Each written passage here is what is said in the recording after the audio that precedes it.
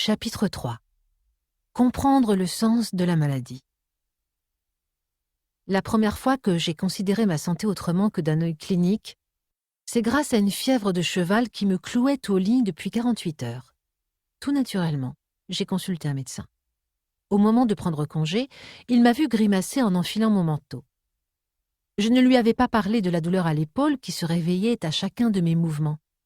« Qui avez-vous envie d'envoyer promener ?» m'a-t-il demandé, sourire aux lèvres. Sur le coup, je n'ai pas compris sa question.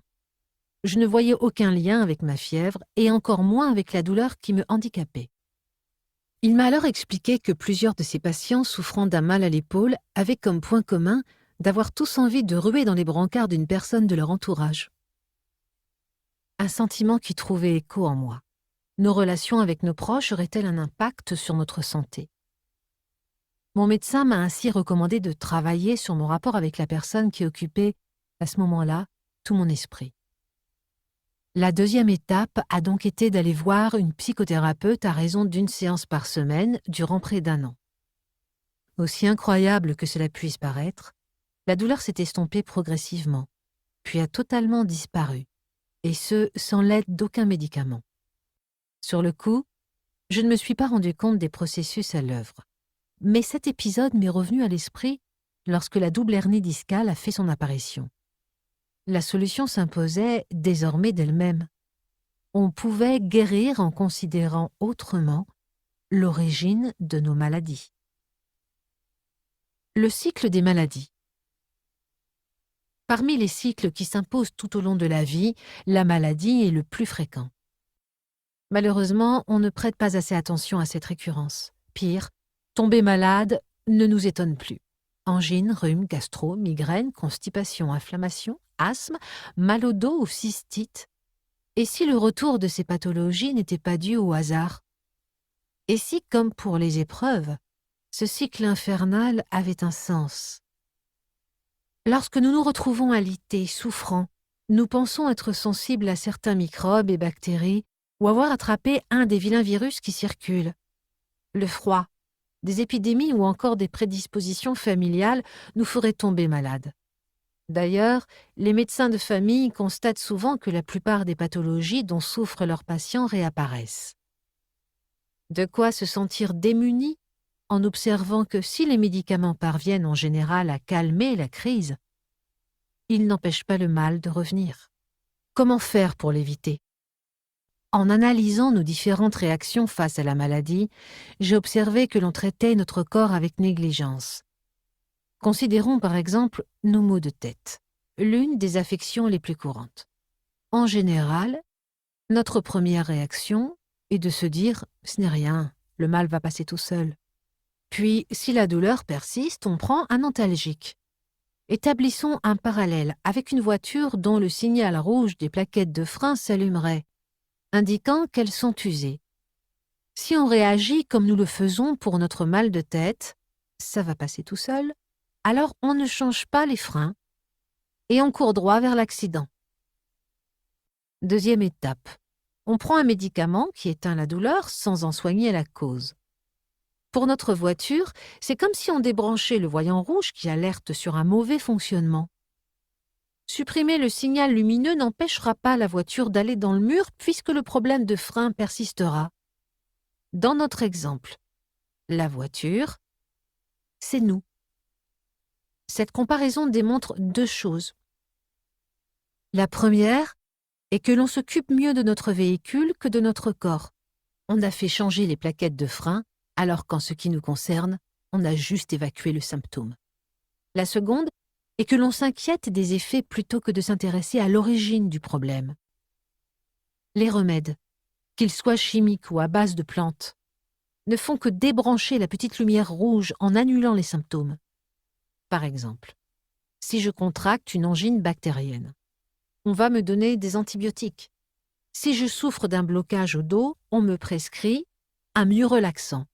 Si un eczéma apparaît, on me recommande de la cortisone. Et si je subis des crises d'angoisse, on me conseille des anxiolytiques. Mais avec ces médicaments, s'attaque-t-on vraiment à ce qui a provoqué le mal-être ? Non. La preuve est que le mal qui nous ronge ne cesse de revenir. Combien de personnes atteintes d'une inflammation au pied droit qui, après avoir pris des anti-inflammatoires et constaté une atténuation ou une disparition de la douleur, ont désespéré face à sa recrudescence au même endroit ou au pied gauche? Les virus, les microbes, les bactéries ou les épidémies sont des éléments pathogènes, certes, mais ils existent sur Terre depuis plusieurs millions d'années. Avec le temps, ils ont évolué, se sont adaptés au changement de notre planète et à ses hôtes. Si leur présence suffisait pour que nous contractions des maladies, nous serions tous malades, à longueur de temps. Or, certains d'entre nous tombent malades, tandis que d'autres demeurent en bonne santé. Autre anomalie. Si les virus ont besoin de chaleur pour proliférer, c'est pourtant l'hiver qui font le plus de dégâts. Et si notre corps s'était affaibli au point de devenir sensible aux vecteurs de ces pathologies? D'autres théories stipulent que la maladie viendrait de dérèglements au sein de notre corps. Des analyses biologiques permettraient de s'en convaincre. Un manque de magnésium pour expliquer un stress, trop de fer dans l'organisme à l'origine d'une déficience neurologique, le mauvais cholestérol pour les problèmes de circulation sanguine, une prolifération de bactéries susceptibles de causer une infection urinaire. Renversons désormais le lien de causalité.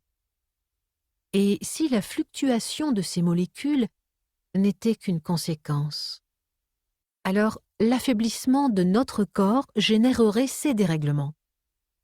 Cela expliquerait pourquoi la majorité d'entre nous sommes des porteurs sains d'agents potentiellement pathogènes, et qu'une infime partie d'entre nous seulement va déclarer la maladie. Un exemple clair avec le papillomavirus. En France, 85% des femmes sont exposées un jour à ce virus. Et pourtant, seuls 0,002% d'entre elles vont déclarer un cancer de l'utérus.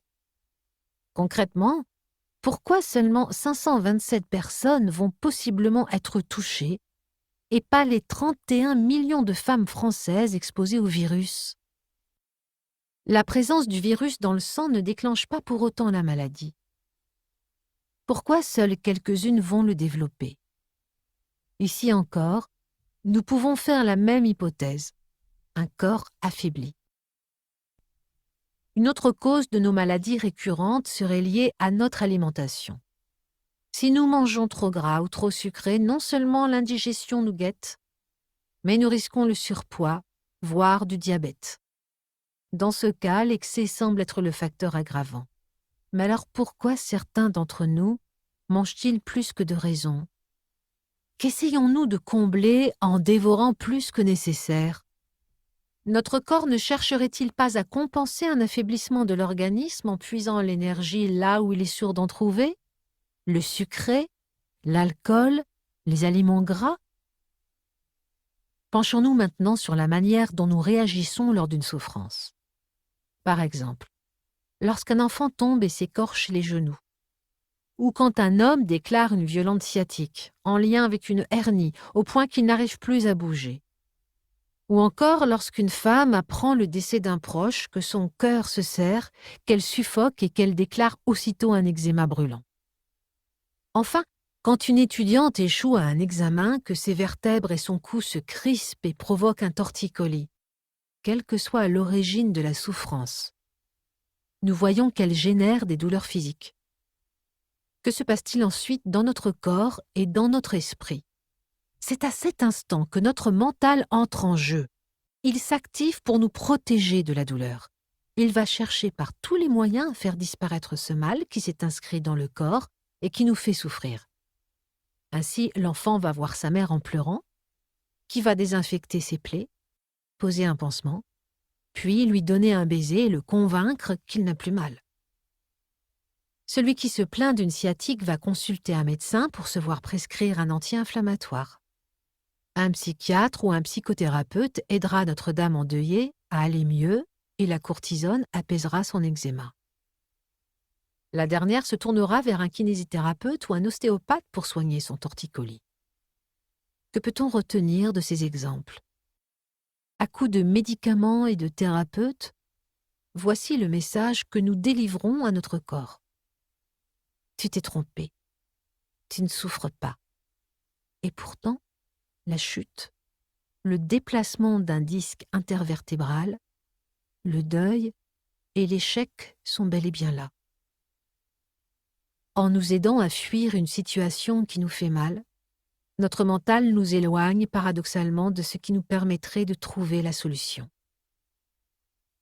Le message de la maladie. Et si nous avions perdu le réflexe de nous fier à notre corps? Pourquoi ne sommes-nous plus attentifs aux informations qu'il nous envoie? Depuis notre naissance, on nous a appris à percevoir la douleur comme un signe de faiblesse. Nous sommes persuadés qu'il n'est pas légitime qu'elle s'exprime. Nous créons donc une dissonance cognitive entre nos ressentis et notre manière d'appréhender le problème. Autrement dit, nous sommes devenus aveugles et sourds aux messages d'alerte que nous envoie notre corps. Un peu comme si notre téléphone sonnait et que nous coupions la communication sans même savoir qui souhaite nous joindre. La maladie ne serait-elle pas un message que notre corps a du mal à dire? Tâchons de décrypter ce message. Nous l'avons vu. Si nous sommes malades, c'est que notre corps est affaibli et qu'il est devenu sensible aux virus, aux microbes et aux bactéries qui l'assaillent. Pourquoi ne parvient-il plus à se défendre? Il est désormais admis que les pollutions chimiques, fumées, pesticides et métaux lourds fatiguent considérablement notre organisme en perturbant notre système endocrinien, ce qui altère la croissance et le comportement de nos cellules. À l'échelle individuelle, pouvons-nous limiter notre exposition à ces pollutions? Non, même s'il est essentiel d'agir chaque jour pour en diminuer l'impact sur l'environnement. De même, pouvons-nous éliminer les microbes, virus et bactéries présents autour de nous? Non plus. Face à ce constat, sur quels paramètres agir pour guérir? C'est ici qu'entrent en jeu les enseignements des médecines traditionnelles ou parallèles qui mettent les émotions au centre de leur protocole de guérison. La médecine chinoise, avec plus de 2500 ans d'expérience, a désormais fait ses preuves, même en Occident, et démontre l'importance des émotions douloureuses dans l'émergence des maladies. Par exemple, les grandes tristesses touchent le poumon, la colère atteint le foie, quand la peur affecte les reins. L'acupuncture s'appuie sur des flux d'énergie qui traversent le corps par des méridiens invisibles et a mis en évidence l'impact des émotions désagréables sur nos organes vitaux. L'EFT, Emotional Freedom Technique, propose de stimuler certains points de ces méridiens tout en évoquant oralement et positivement une émotion difficile passée. L'hypnose permet de revisiter une émotion mal digérée en la transformant en un événement positif que l'on imagine et que l'on s'approprie. La sophrologie cherche à réparer nos émotions vécues difficilement en associant la respiration et un souvenir merveilleux. La kinésiologie se sert de réflexes musculaires pour trouver le moment précis où le corps a engrammé une émotion liée à un événement traumatique. L'iridologie part du principe que l'ensemble du corps humain est représenté dans l'iris. Chaque émotion désagréable crée une tache ou une trace visible dans l'œil. Les élixirs floraux mis au point par le docteur Bach gèrent nos affections en traitant certaines de nos émotions critiques. L'hypersensibilité, l'abattement, la peur, la solitude, le désespoir, une inquiétude excessive. Il existe même une forme d'ostéopathie qui repère les émotions qui nous ont blessés afin de les évacuer en appuyant sur les points de blocage. Enfin, l'aromathérapie, le shiatsu, le MDR, Eye Movement Desensitization and Reprocessing, une technique qui permet de traiter un vécu traumatique en l'associant à des mouvements oculaires, la somatothérapie, font reposer leur succès sur la recherche et la gestion des traumatismes et des émotions contrariantes.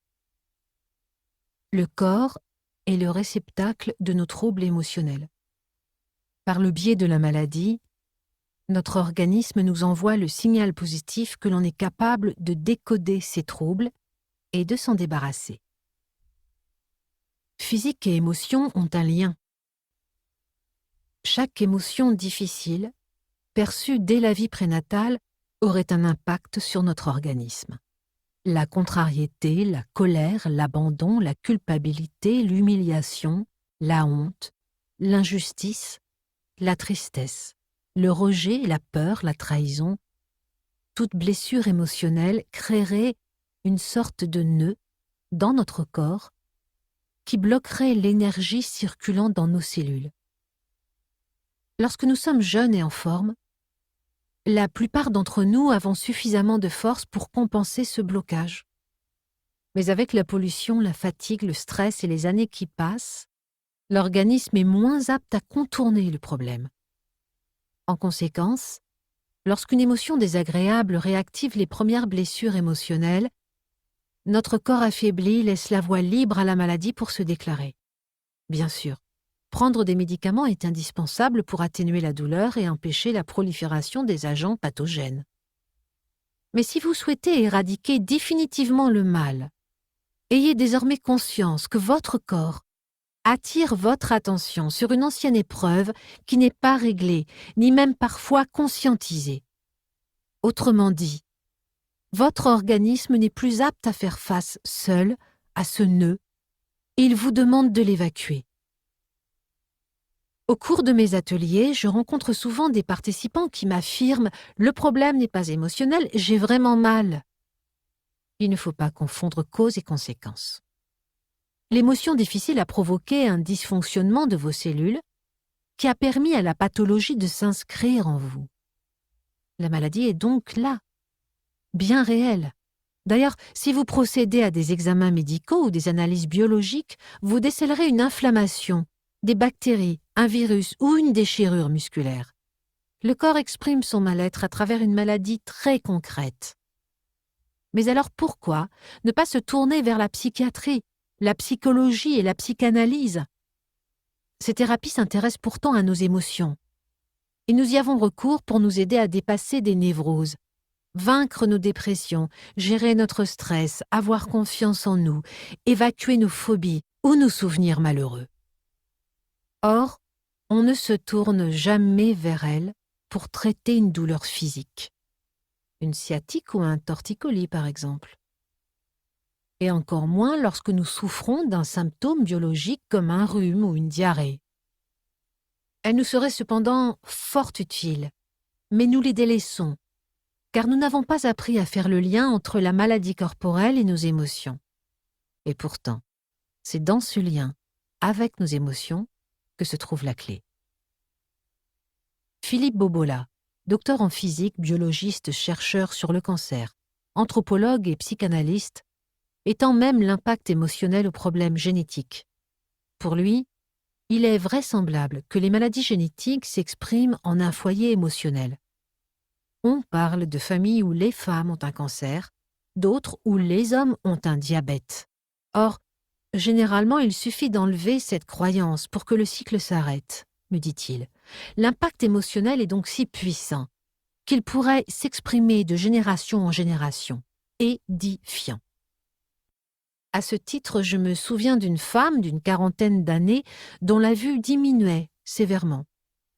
Elle craignait de devenir aveugle, comme cela avait été le cas pour sa mère et sa grand-mère avant elle. Malgré des examens approfondis, aucune anomalie n'avait été mise en évidence. C'était, semble-t-il, génétique, et l'on n'y pouvait rien.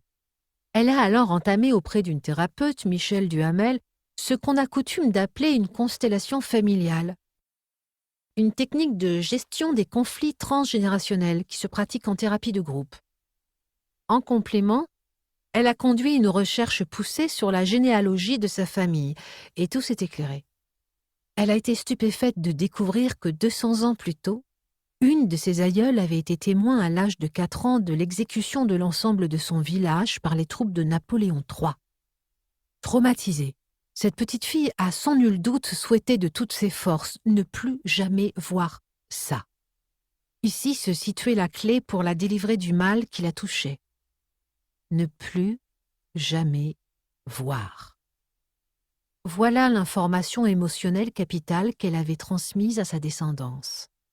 La patiente a alors réalisé un travail de nettoyage des blessures émotionnelles de sa lignée familiale et a retrouvé la vue. Il est important d'ajouter que la médecine moderne admet elle aussi qu'une émotion puisse être à l'origine de la maladie. En effet, la psychoneuroimmunologie est une discipline en plein essor, et son principe est de constater qu'un stress peut amener à faire chuter le système immunitaire d'une personne. Chaque maladie délivre un message de notre corps, une information en lien avec une blessure émotionnelle. Ainsi, travailler sur les épreuves de nos vies va avoir un véritable effet sur notre santé. De même, identifier l'origine d'une maladie peut éviter certaines épreuves.